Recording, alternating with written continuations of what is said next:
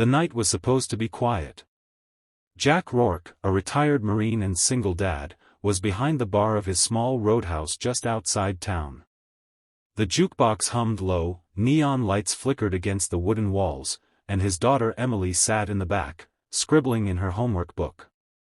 Jack had built this place with his own hands after the service, a fresh start, a way to keep his demons at bay and put food on the table. But that night, trouble rolled in on Chrome and Thunder. Two young bikers, brothers, barely in their 20s, burst through the door, leather vests stitched with the infamous Hell's Angels patch. Their faces carried the swagger of men who thought the world was against them. The regulars stiffened, whispering, waiting for a fight. Minutes later, it came. Three rough locals cornered the twins, accusing them of causing trouble on the highway earlier. Words turned into shoves. Someone raised a bottle like a weapon. Jack didn't think. His Marine instincts kicked in.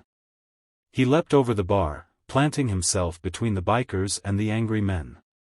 "That's enough," he barked, his voice carrying the command of a man who'd faced war. "These boys aren't your punching bags. Not in my house." The bar went still. Jack didn't defend the Hell's Angels patch, he defended the kids wearing it. He saw the fear behind their bravado, the way their hands trembled, not in aggression, but in desperation. He stood firm until the locals backed down and stormed out. The twins looked at him, stunned.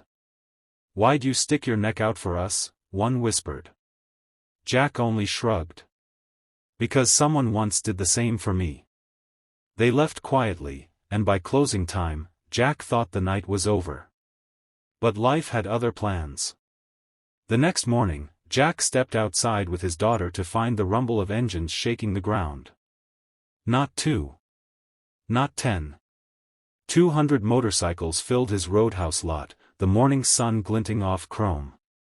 But these weren't the rowdy men people feared. They were women. 200 lady bikers, leather vests shining with patches from every state. They lined up like an army, helmets under arms, eyes locked on Jack.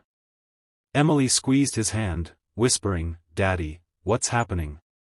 One woman stepped forward. Her hair was silver under her helmet, her stance strong, her presence commanding. She introduced herself as Raven, president of a sisterhood of riders. "Those twins you defended last night," she said. "They're my boys. My nephews. Their mama passed years ago. We've been looking out for them ever since." Jack's throat tightened. He hadn't known. Raven smiled, eyes shining. "Word got out about what you did. You didn't just stop a fight, Marine. You protected family. And we don't forget that." In that moment, Jack realized he hadn't just defended two bikers, he had defended someone's sons, someone's legacy, someone's world. That afternoon, the roadhouse turned into something he'd never dreamed of. The lady bikers filled every table, laughter shaking the rafters, chrome lined up like an unbreakable wall outside. They helped fix his broken sign, stocked his pantry, even set up a scholarship jar for Emily's college. Jack stood behind the bar, watching the once empty room glow with life. For years, he'd carried the weight of surviving, of raising a daughter alone, of feeling forgotten by the world he once served.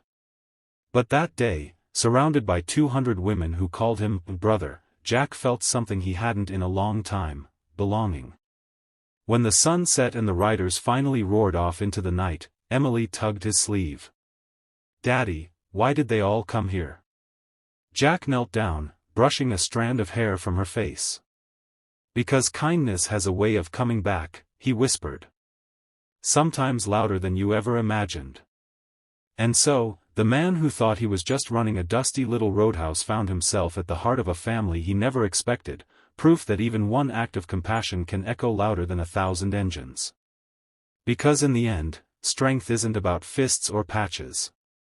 It's about standing up when no one else will.